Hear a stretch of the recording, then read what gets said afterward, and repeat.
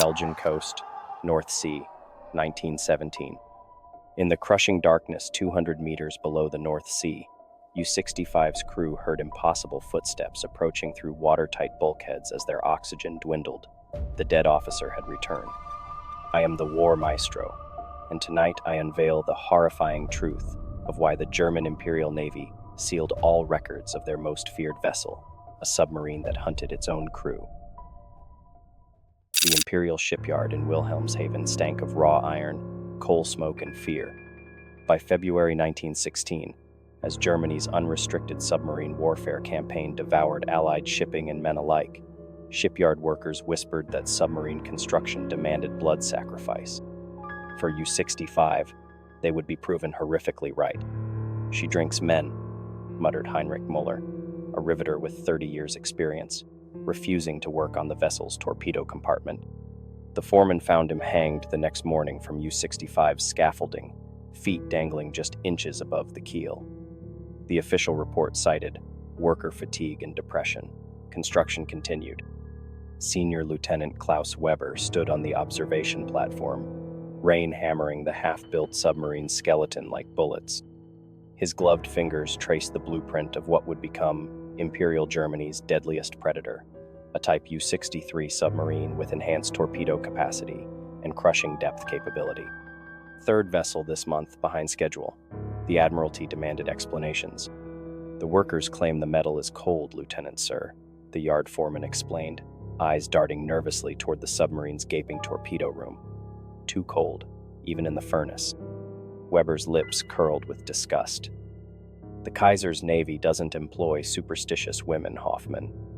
Complete the compartment seal tests by tomorrow."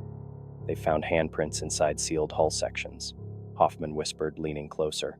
Handprints from the inside where no man could possibly... "Enough!"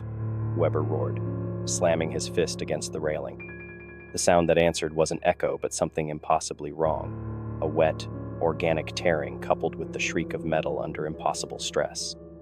The massive steel plate above them shuddered, its supporting chains snapping simultaneously with a sound like gunshots. Workers scattered as Weber looked up to see tons of German steel plummeting toward him.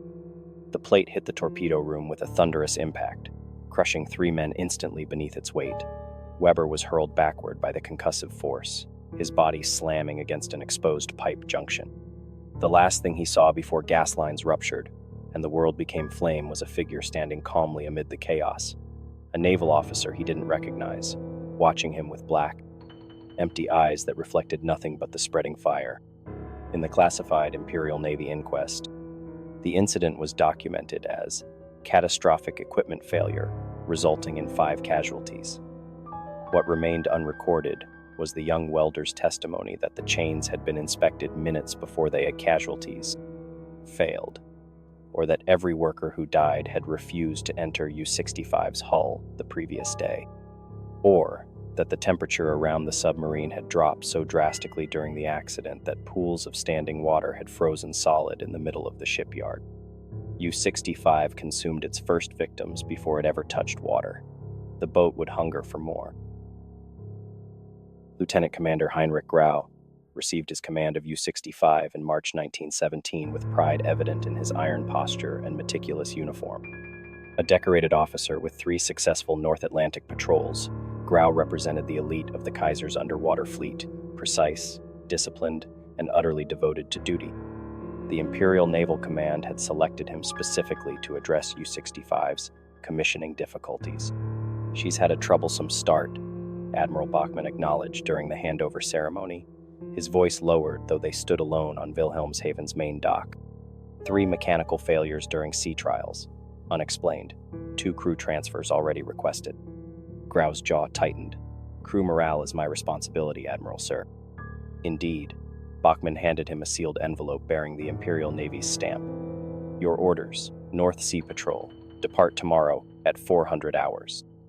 The crew Grau inherited was a collection of veterans and fresh-faced cadets, their expressions revealing the clear division between those who had already served aboard U-65 and those who hadn't. The veterans' eyes darted nervously toward the aft torpedo compartment whenever they passed it. The new sailors would learn soon enough. Submarine machinist Werner Dittmann had been with U-65 since her commissioning. His hands trembled slightly as he guided Grau through the engine room inspection. "The diesels perform admirably, Captain," Dittmann explained, his voice fighting to remain steady over the mechanical thrumming. "But they burn fuel faster than specifications indicate. And the temperature." He hesitated, swallowing hard. "The temperature in the aft compartments drops inexplicably, especially near the torpedo room." "Faulty thermometers," Grau suggested dismissively. "We've replaced them 3 times, sir." Their tour continued to the officers' quarters, where Grau noted that his executive officer, Senior Lieutenant Kessler, had chosen a berth as far from the torpedo compartment as the submarine's cramped confines allowed. When questioned, Kessler's explanation was clipped. "Better ventilation forward, Captain." That night, as U-65 lay dockside preparing for morning departure, Grau awoke to the unmistakable sound of footsteps on metal grating. Discipline demanded investigation. The night watch consisted of only 2 men, both stationed in the control room. These footsteps came from the direction of the torpedo compartment. Grau moved silently through the darkened submarine, service pistol in hand. Each compartment sat empty, his crew asleep in their bunks. The footsteps continued, always just ahead, leading him inexorably toward the aft torpedo room.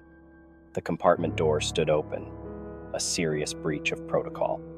Inside, bathed in the dim red emergency lighting, Grau found Seaman Klein, a 17-year-old cadet on his first patrol, standing rigidly beside torpedo tube 3, his face drained of color. "Explain yourself," Grau demanded. Klein's eyes remained fixed on the torpedo tube. "He told me to load it, Captain," the boy whispered. "The officer with the crushed chest. He stands inside the tube during the night watches." Grau seized the boy by his collar. "Who has been telling you stories? This is sabotage." "Every night since I boarded," Klein continued, trembling violently. "He whispers from inside the tube, shows me his face through the inspection port." The boy's voice dropped further. "But when I open it to prove he can't be there, I see only darkness, and something moving within it." Grau released the boy in disgust, documenting the incident as nervous hysteria in the official ship's log. Klein was confined to quarters for 48 hours. U-65 departed Wilhelmshaven Harbor the following morning. Klein was found dead in his bunk. His heart had simply stopped. The ship's doctor noted the expression of absolute terror frozen on the boy's face. The official cause: heart failure. The patrol continued as ordered.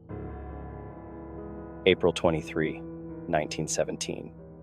North Sea Patrol Zone BX-7, 50 nautical miles off the Belgian coast. The weather above churned with typical North Sea fury, slate-gray waves topped with white foam under a sky pregnant with storm clouds. Below the turbulent surface, U-65 stalked Allied shipping with mechanical precision. The submarine's war log documented 3 successful engagements: a British merchant vessel carrying munitions, a Norwegian freighter violated neutral shipping agreements, and a French patrol boat. Lieutenant Commander Grau ran a disciplined boat despite the growing unease among his crew. The official report sent to High Command contained nothing but statistics and navigational data. The unofficial whispers that circulated below decks told a different story. Deckhand Emil Brandt stood lookout duty in the conning tower, scanning the horizon through U-65's periscope for signs of enemy vessels. The steel tube afforded a limited claustrophobic view of the world outside, a reminder of how utterly isolated they were beneath the waves. The periscope's rubber eyepiece had grown slick with sweat, despite the unnatural cold that permeated the compartment. "Report," Grau commanded from behind him, making Brandt flinch. "Clear seas, Captain. No contacts. Wait." Brandt adjusted the periscope slightly. "Something off the port bow. Small wake." Grau nudged him aside, taking control of the periscope.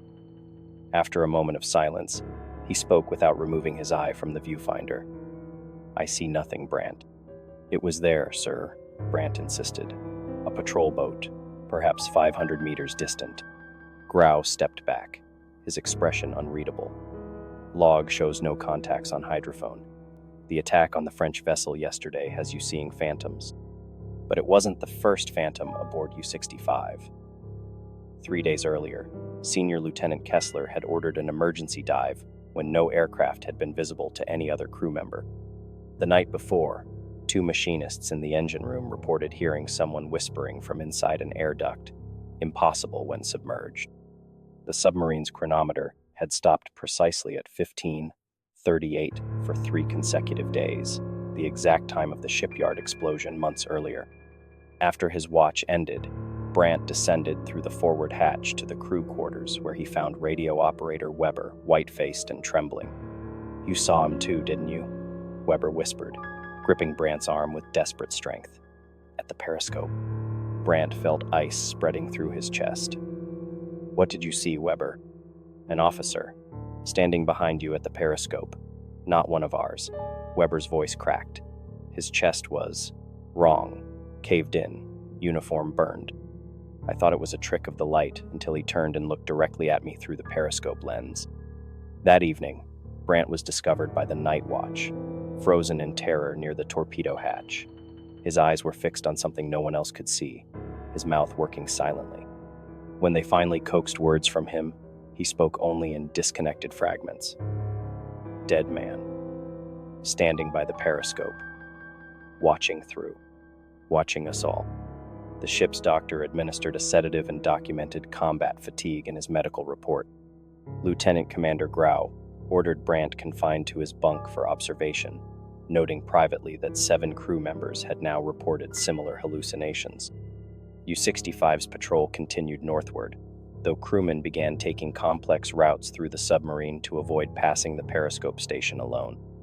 Some refused to enter the torpedo room entirely, accepting disciplinary action rather than step across its threshold. That night, as a storm raged on the surface, hydrophone operators detected a sound they couldn't explain: footsteps moving methodically across U-65's outer hull, 200 meters below the surface, where no human could possibly survive. Lieutenant Hans Keller had survived 11 patrols across 3 different submarines before his transfer to U-65. A veteran of the North Atlantic campaign, he had weathered depth-charge attacks that buckled hull plates and seen men go mad from the constant ping of British sonar. Nothing in his distinguished service record had prepared him for this assignment. As U-65's senior torpedo officer, Keller spent most of his duty hours in the compartment others now avoided. The submarine's kill record remained impressive. 4 more merchantmen confirmed sunk in the past week, yet these victories brought none of the usual pride. Each successful torpedo launch felt like feeding some insatiable hunger that dwelled within the boat itself. "The targeting calculations are precise," Keller reported during the morning briefing, pushing his meticulously maintained logbook across the wardroom table to Lieutenant Commander Grau. Yet Torpedo 3 consistently runs 2 degrees off course before correcting. "Gyroscope calibration," Grau suggested flatly, though they both knew the equipment had been checked repeatedly. "Perhaps." Keller hesitated, then continued with military precision. "Request permission to disassemble and inspect Torpedo 3, sir." A heavy silence fell across the wardroom. Every officer present knew which torpedo tube had been the focus of the late Seaman Klein's delusions and the center of the increasingly frequented cold spots. "Granted," Grau finally responded. "Take Machinist Dittman with you." The inspection began at 14:00 hours. Keller and Dittman worked methodically, their breath forming visible clouds in the inexplicably cold air of the torpedo room. The compartment's steel walls wept with condensation despite the dehumidifiers running at full capacity. "Hand me the torque wrench," Keller ordered, his voice echoing oddly in the confined space. The echo returned, distorted, almost like a second voice answering. Dittman passed the tool with trembling hands. "Sir, the temperature gauge shows 3 degrees Celsius. That's impossible at this depth without—" "Focus on the inspection, machinist," Keller snapped, though his own hands had begun to shake. As Keller leaned into the torpedo tube to examine the guidance mechanism, the submarine suddenly lurched, an unexpected shift in ballast or underwater current. The inspection light swung wildly, casting monstrous, shifting shadows across the curved walls of the tube. For an instant, one shadow seemed to solidify into a human silhouette directly behind him. Keller spun around. "Who's there?" Dittman stood 6 feet away, adjusting a pressure valve. "Sir? Did you see someone just now, behind me?" The machinist's face drained of color. "No one, Lieutenant. We're alone." Keller turned back to the tube, his heart hammering against his ribs. The inspection light had stabilized, illuminating only empty metal. Then he noticed something on the inner tube wall, markings that shouldn't exist. Faint scratches formed unmistakable English words. "I am still here." The inspection concluded without discovering any mechanical faults. Keller's report documented no abnormalities found, though he had begun carrying his service pistol even while off duty. That night, as U-65 prowled at periscope depth, Keller stood night watch in the control room. The distant rumble of Allied depth charges, too far to threaten, created a rhythmic backdrop to the submarine's eternal mechanical hum. Through the periscope, he monitored a small convoy silhouetted against the moonlit horizon. "Prepare tubes 1 and 2, he ordered the skeleton night crew. As the targeting calculations were verified, Keller returned to the periscope for a final bearing check. The magnified view showed the lead merchant ship clearly, and something else. A figure standing impossibly on U-65's forward deck, exposed to the crushing sea pressure. The unmistakable outline of a German naval officer, uniform rippling in currents that should have torn a human body apart. The figure turned, facing directly into the periscope lens. Its chest was a ruined cavity of twisted flesh and shattered bone. Its eyes reflected nothing, black pools that seemed to swallow the periscope's light. It raised one hand slowly, pointing deliberately toward the torpedo room behind Keller. Keller wrenched himself away from the eyepiece with a strangled cry. "Abort torpedo launch, emergency protocol." Before the confused crew could respond, a thunderous explosion rocked the submarine from within. The torpedo loading mechanism had catastrophically failed, killing 3 crewmen instantly in the aft compartment. Later investigation revealed that the safety interlocks had been disengaged by someone with officer-level access codes. In Keller's subsequent report, he documented only a mechanical malfunction, but his private journal, discovered after the war, told a different story. "He warned me. The dead officer warned me. God help us all, he's not trying to harm us. He's trying to keep something far worse contained within this cursed boat." Keller never stood torpedo room watch again. The Imperial German Navy archives in Kiel once housed a sealed file on U-65 that few officers were authorized to access. Most of these records were destroyed during Allied bombing in 1944, but fragments recovered by naval historians paint a disturbing picture of the submarine's progressive deterioration throughout late 1917. By December, U-65 had achieved a remarkable combat record, 17 confirmed kills, the 3rd highest in the fleet, yet the boat had cycled through 3 different crews. Transfer requests multiplied after each patrol. Medical discharges for nervous disorders reached 8 times the fleet average. The submarine returned to port with increasingly urgent maintenance requirements that engineers struggled to diagnose. "Request immediate reassignment of entire torpedo room crew," Lieutenant Commander Grau wrote in a confidential communique to Admiral Bachmann, dated December 7, 1917. Men refuse to enter compartment without direct orders. Equipment malfunctions persist despite replacement of all components. Respectfully request technical inspection team upon return to Wilhelmshaven. The technical inspection team, led by naval constructor Schmidt, found nothing mechanically wrong with U-65.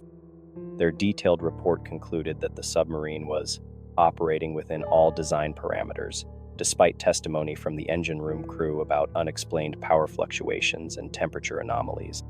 "The men are exhausted," Schmidt wrote in his private assessment. 8 consecutive patrols have worn their nerves thin. This is a psychological rather than mechanical issue. But the ship's log told a different story. On December 10, 1917, while patrolling Belgian coastal waters, U-65's logbook recorded a chilling entry in Grau's meticulous handwriting. Periscope operator reports shadow moving in ballast room. No crew accounted for in that section at the time. Investigation ordered. Nothing found. Second such report this week. The entry was followed by a notation that radio mate Richter, the radio operator who first reported the shadow, had been confined to quarters for spreading alarm and despondency. The confinement lasted only 6 hours before Richter was found unconscious at his station, suffering from hypothermia, despite the radio room's documented temperature of 22 degrees Celsius.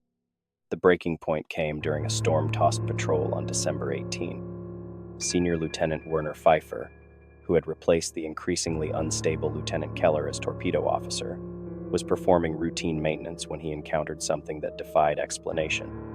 "I was alone in the compartment," Pfeiffer later testified in a sworn statement to Naval Intelligence.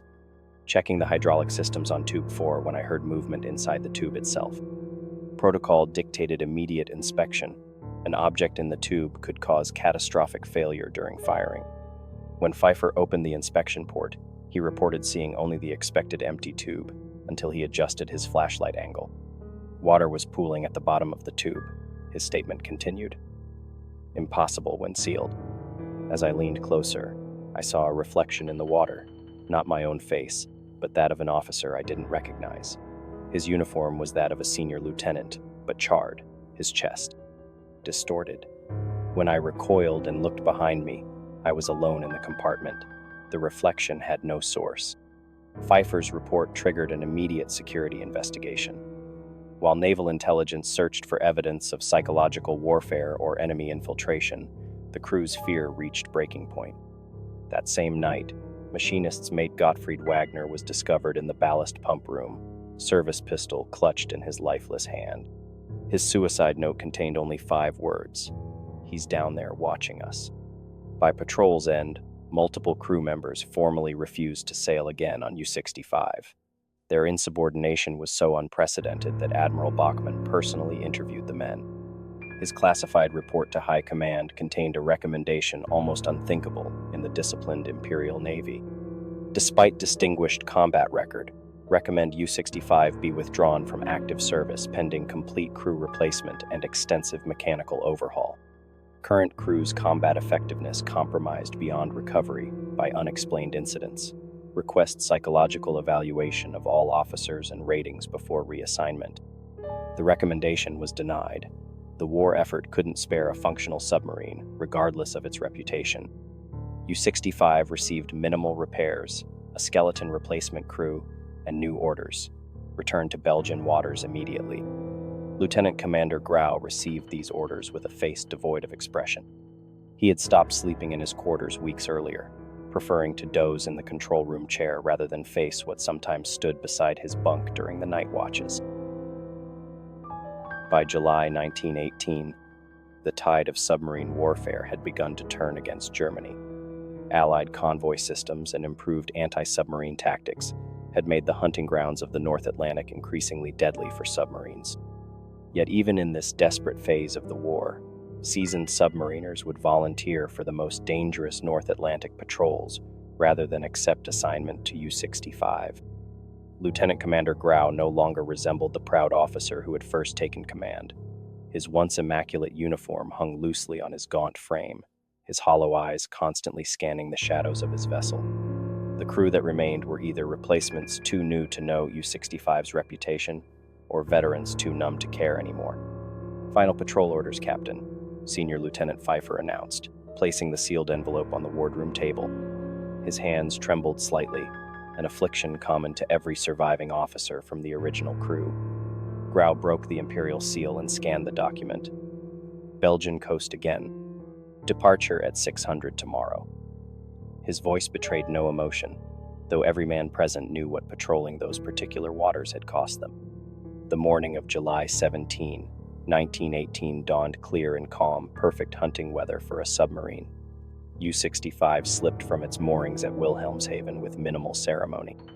No naval band played them off. No families waved from the docks. Officers from neighboring vessels averted their eyes as the ghost boat passed.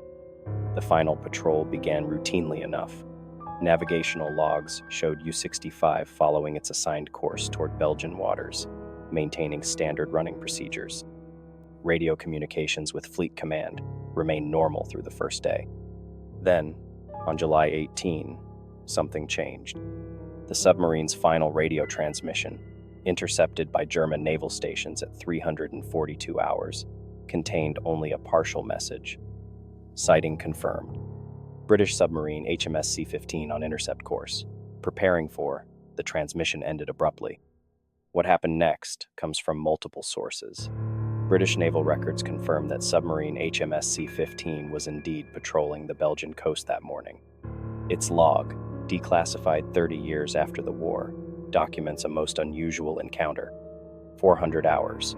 Spotted German submarine surfaced at coordinates 50, 1-430, 3N, 2-4, 58, E, identified as U-65 based on conning tower configuration. Submarine stationary, appearing disabled, single figure visible on deck, prepared torpedo tubes for engagement. PUO.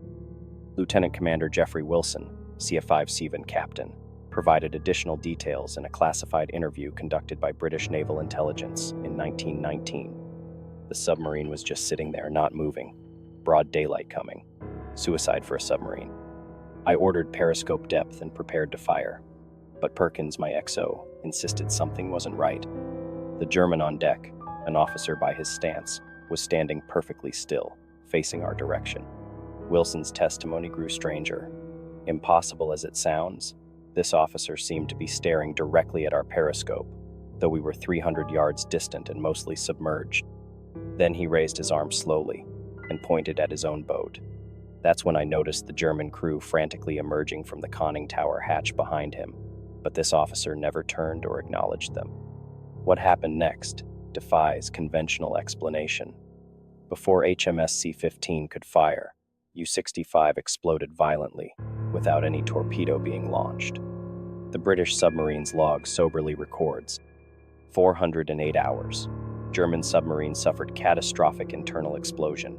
No torpedo fired from our position. Observed at least 3 German sailors thrown clear of the vessel. No survivors apparent after vessel sank. Wilson's sworn testimony added the detail that has haunted naval historians ever since. The explosion came from within. The sub literally broke apart from the center.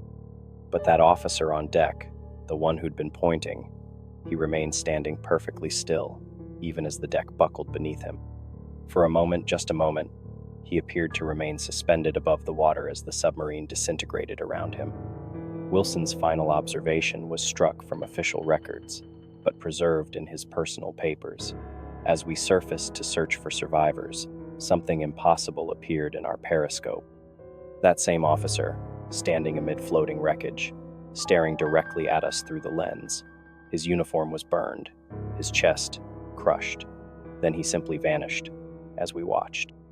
German High Command initially classified U-65's loss as enemy action, but internal memoranda later amended this to presumed internal explosion, cause undetermined. The submarine was stricken from the Naval Registry with the notation, lost with all hands. But rumors persisted. 3 survivors from U-65 were allegedly recovered by a Danish fishing vessel, though all reportedly refused to speak of their experience and disappeared from naval records. Some historians attribute this to routine wartime confusion, but others point to a deliberate effort to contain knowledge of what had happened aboard the submarine. To this day, despite multiple expeditions, no wreckage conclusively identified as U-65 has ever been found on the seabed where it reportedly sank. The official history of U-65 concludes with its sinking off the Belgian coast in July 1918, but like many wartime mysteries, the story refuses to remain buried in naval archives. Franz Müller was one of 3 U-65 crewmen allegedly rescued by the Danish fishing vessel Skagerrak. Though his name appears in no official survivor lists, his personal journal emerged at a Copenhagen naval memorabilia auction in 1963. Maritime historians have authenticated the handwriting against Müller's known service records, confirming he served as radioman aboard U-65 during its final patrol. His account of the submarine's last hours contradicts the official narrative. July 18, 300 hours. Lieutenant Commander Grau has not left the control room in 36 hours. The officers speak in whispers. Temperature in aft compartments has dropped to freezing, despite engineering efforts. 3rd time this patrol, we've lost electrical power in torpedo room. 330 hours. Surface to charge batteries and make scheduled radio contact with Wilhelmshaven. Clear night, calm seas, no escort vessels detected. Pfeiffer reports movement inside sealed torpedo tube 2. Grau ordered immediate dive despite incomplete charging cycle. 345 hours. First periscope sighting of British submarine. Grau gave no evasion order. He simply stood staring at the periscope image, whispering, "He's waiting for us." 350 hours. Impossible sounds emanating from torpedo room, like metal being torn by bare hands.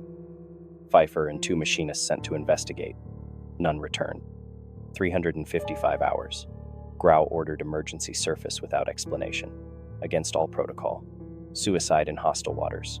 Control room crew, frozen in disbelief, until Executive Officer Weiss repeated command. 400 hours. Reached surface. Grau ascended conning tower alone, ordered hatch sealed behind him, radioed his final command. Nobody follows. Nobody opens the torpedo room. This ends with me. What happened next? I can scarcely believe my own memories. The deck beneath us shuddered, not like depth charge damage, but as if something were pushing upward from within the submarine's hull. The pressure gauges in every compartment spiked simultaneously. Weiss ordered emergency dive, but the ballast systems failed to respond. Through the conning tower periscope, I saw Grau standing alone on deck. Then, impossibility, a second figure emerged beside him. An officer in burning uniform, chest caved inward, standing as if he'd been aboard all along. The submarine began breaking apart around us. The last thing I saw before being thrown clear by the explosion was Grau and the burning officer staring at each other across the sinking deck, like they were concluding a conversation long in progress. Mueller's account ends there. Records from the Danish hospital where he was treated show he suffered severe hypothermia and psychological trauma. He reportedly refused to sleep in darkened rooms for the remainder of his life, and would never again set foot on any vessel. The mystery deepened in 1972, when North Sea oil exploration mapped a large metal object on the seabed near the reported sinking location. A preliminary salvage investigation photographed what appeared to be submarine wreckage, including a partially intact conning tower with damage consistent with internal, not external, explosion. Before further exploration could be conducted, the salvage vessel Nordstern experienced catastrophic electrical failures. The expedition leader's log recorded inexplicable equipment malfunctions, radio interference consisting of rhythmic tapping, like Morse code but following no known pattern. Crew reports pressure changes in chambers where no pressure change is possible. The expedition was abandoned when 3 divers reported seeing a naval officer standing on the seabed beside the wreckage at a depth of 70 meters. No further salvage attempts were authorized. Most historical accounts attribute these reports to equipment malfunction, misidentification, or the psychological stress of deep-sea diving. The Belgian coast, after all, is littered with the wrecks of 2 world wars. Yet to this day, ships passing over the coordinates where U-65 reportedly sank occasionally report bizarre phenomena, compass malfunctions, sonar equipment, registering phantom metal objects that disappear when approached, radio transmissions interrupted by static that, when analyzed, contains fragments of German naval communications from 1918. Most disturbing are the reports from modern Belgian Navy vessels conducting training exercises in the area. On stormy nights, sonar operators have detected acoustic anomalies resembling footsteps moving across metal decking. Underwater microphones have captured sounds impossible to explain. Watertight doors opening where no doors exist, the distinctive ping of a periscope rotating, and, most chillingly, what sounds like a human voice, repeating the same phrase in archaic German naval dialect. I am still here. The Imperial German Navy's internal assessment of U-65's loss, declassified a century after the war, contains one final, cryptic notation. The last official words ever written about the cursed submarine. Investigation terminated. No further inquiries authorized. Some waters are better left undisturbed. If this submersible nightmare from the War Maestro's archive has chilled your blood, dive deeper into our collection by subscribing. Listen carefully to your radio tonight. If you hear unexplained static or distant Morse code, it may already be too late. Hit the notification bell to ensure you're first to receive our next declassified horror file when it surfaces. Share this tale with fellow enthusiasts who understand that the most terrifying waters are those where history and the supernatural collide. Remember, some vessels are still patrolling long after their crews have perished, and U-65 is always looking for new witnesses.